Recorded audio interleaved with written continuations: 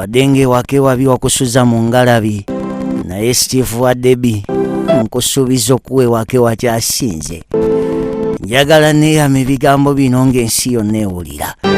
Ngenda kuwa emirembe gitalinaalina, ngenda kulaga essanyu nga kaabi kabona talifunangako, era kakasa nja kwanirisanga wakati mizira buli lw'onaakwasanga ekkubo okudda eka.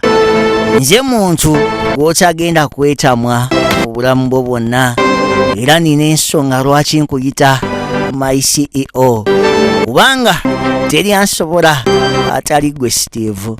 Waliwo ensonga lwaki nkuyita my personal lawyer, kubanga nkakasa nga gwampolereza tegusobola kunsinga. Ne bw'abanga omulamuzi tanjagala kasoba nga woli tegusobola kunsinga.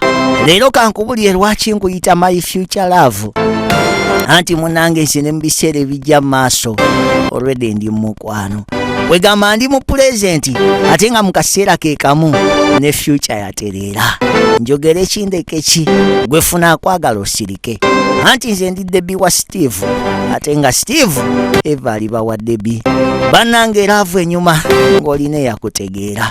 Leero mazaalibwa ga mwana wattu, ngenda basaba mundeke nsoke nga mwagalize. Happy birthday my love Steve. Njagala okimanye nti kakyalako ka Debby kakwagala okamala, ka American Haitiko kakutegeera munnange. Kwagaliza kisinga Omukama abikwanguyize era abikubalire nga bwe mbikubalira. I love you so much my husband, for real. Wallahi.